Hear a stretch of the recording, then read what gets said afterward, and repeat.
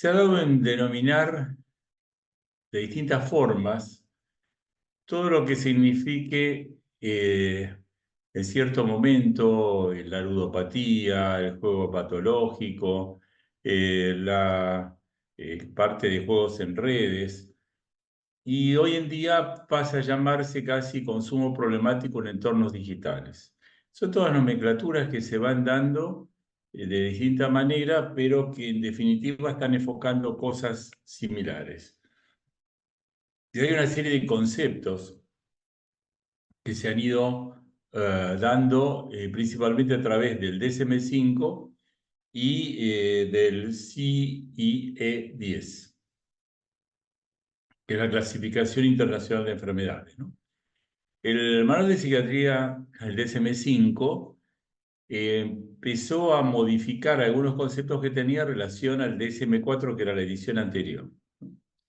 Entonces, aquí, dentro de todo un capítulo de trastornos relacionados con sustancias y trastornos adictivos que realmente no están relacionados con sustancias, llega a establecer de que tiene una serie de características de origen y no solamente características de origen, sino también características en cuanto al desarrollo de estas enfermedades, porque las toma como enfermedades, en relación o en comparación a los trastornos adictivos por sustancias con características similares. Quiere decir que reconoce que existen una serie de mecanismos muy similares, incluyendo algunos mecanismos de tipo neurobiológico. Por eso se dice, como se está especificando allí, que activan los mismos sistemas de recompensa que en las adicciones por consumo problemático de sustancias. Tanto eh, el DSM-4 como otras entidades están reconociendo que tienen por lo menos un origen biológico similar en cuanto a los neurotransmisores, principalmente como dopamina, secundariamente como serotonina también. Entonces, es interesante tener esto en cuenta porque es, dentro de toda la concepción, algo multicausal.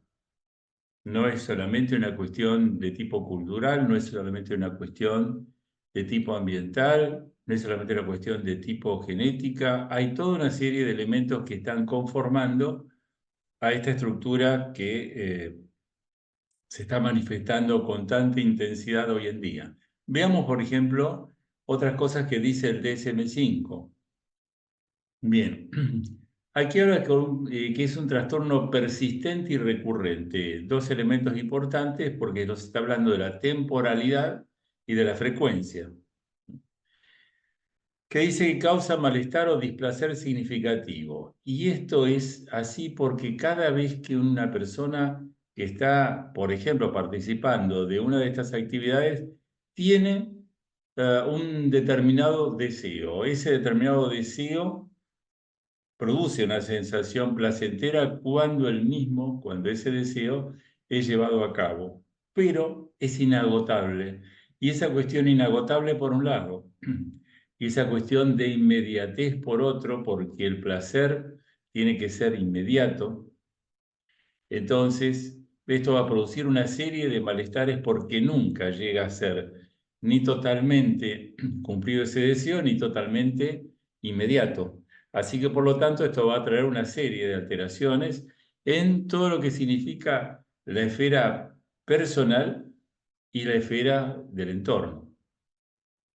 También hablan que tiene que cumplir una serie de criterios. Ustedes recordarán que el DSM tiene una serie casi le podría decir, de criterios A y B, y los A son los que tienen la mayor cantidad de componentes.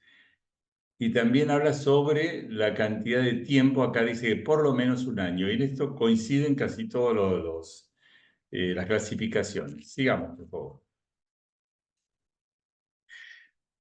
Esto no es para que, esto está publicado en cualquier lado, esto no es más que para entender, ¿sí? Que habla sobre las dos cosas que ya dijimos, persistente y recurrente, ¿sí? Dos elementos que son importantes, ¿sí?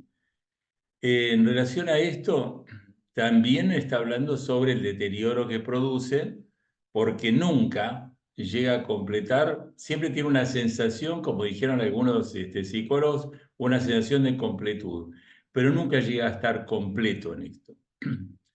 Y cada vez que tiene que reducir o abandonar el juego, se siente absolutamente irritable. Muchas veces también ha tratado de dejar este tipo de situaciones y no las puede abandonar. Parte de su vida o gran parte de su vida comienza a ocuparse, ya sea planificando la próxima apuesta, ya sea viendo si lo hace con alguien o no, ya sea haciendo algún tipo mm, digamos, de actividad para poder conseguir el dinero necesario para poder recuperar, porque siempre está pensando que va a recuperar. Ahora después vamos a ver que hay distintos tipos de jugadores. Por otro lado, minimiza muchas veces el tema de lo que el juego ocupa en su vida y esto hace que uno tenga la posibilidad de estar, digamos, en contacto con esta gente con una situación financiera realmente sumamente complicada. Entonces están siempre solicitando dinero, siempre tratando de apostar a determinadas cantidades cada vez mayores, porque esto es como una retroalimentación, siempre se requiere más y siempre se requiere que no solamente más, sino que sea, como decíamos hace un rato, que sea lo más rápido posible. El DSM-4 también sostiene que esto no tiene que estar relacionado con los episodios maníacos. Y justamente cuando un individuo tiene, por ejemplo, un trastorno bipolar y está en una parte o en un aspecto maníaco del mismo, muchas veces encontramos que está muy expansivo y requiere hacer una gran cantidad de cosas, principalmente enfocadas sobre algo en particular. Puede ser el juego, puede ser el sexo, puede ser una actividad determinada, inclusive hasta una actividad física. El hecho está en que el DSM-5 trata en lo posible de explicarlo esto por otras cosas que no sean los episodios maníacos. ¿Sí? Sigamos, por favor. En relación a la clasificación internacional de enfermedades, ¿sí? La versión 10, que esto depende de la Organización Mundial de la Salud, estos son más acotados. ¿Sí? Hablan de que hay 2 o más episodios en un periodo al menos de un año. Y estos episodios no le producen al individuo, por más que quiera, por más que reconozca que tiene efectos perjudiciales, no le producen ningún tipo de efecto económico, ni de provecho económico, ¿no? Entonces, él describe que tiene un impulso que no puede controlarlo.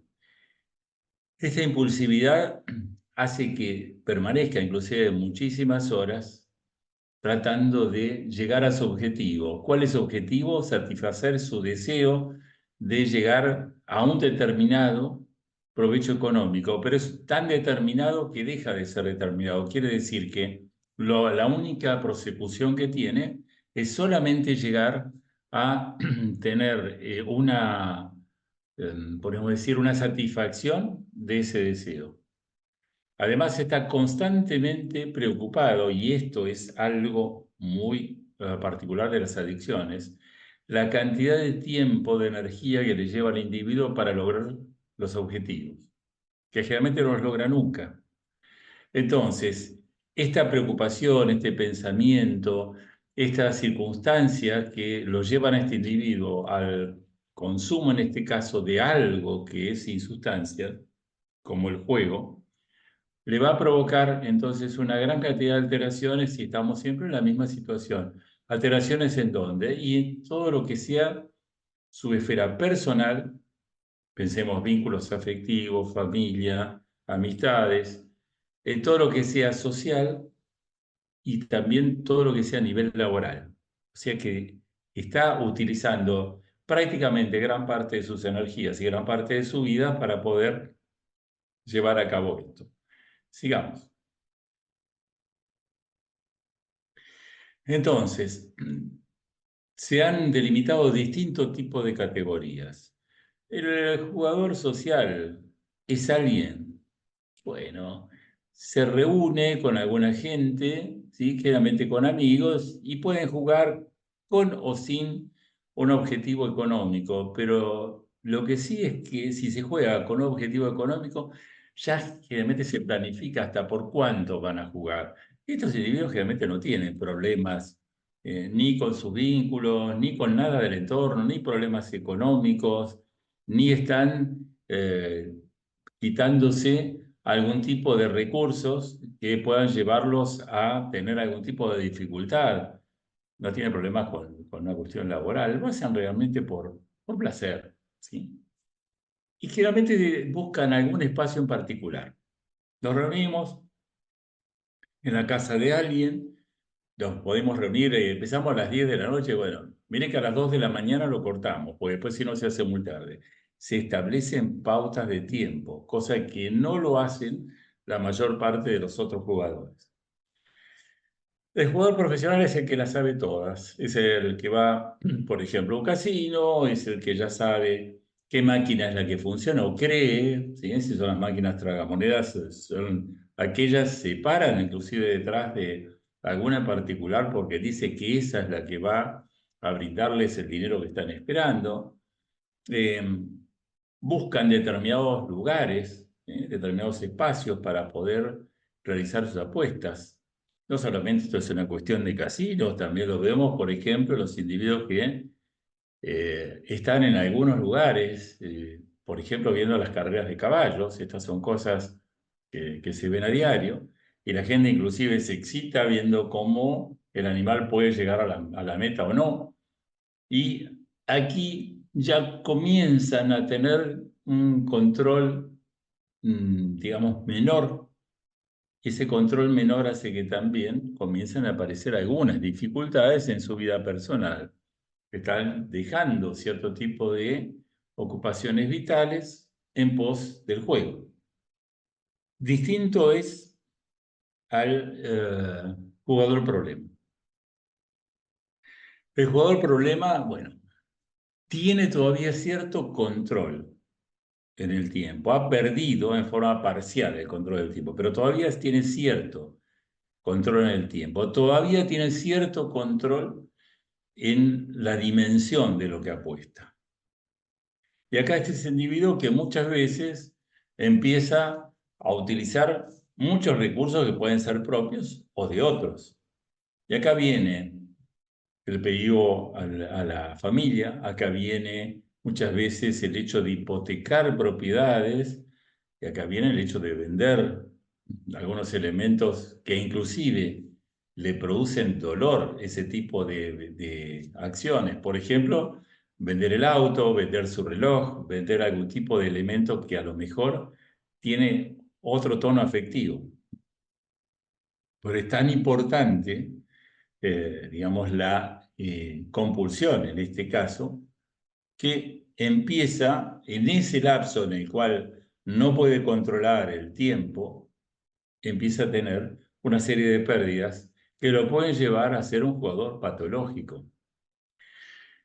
Y este jugador patológico realmente ya puede entrar inclusive aún en el terreno delictivo, puede robar para poder, y esto es una cosa lamentablemente frecuente, para poder obtener los recursos, para poder seguir jugando, juegan inclusive en ambientes en los que encuentran pares, y acá hay una cosa importante, generalmente cuando los jugadores no son solitarios, o sea que requieren cierto grupo de gente para poder funcionar, entonces estos individuos lo que habitualmente hacen es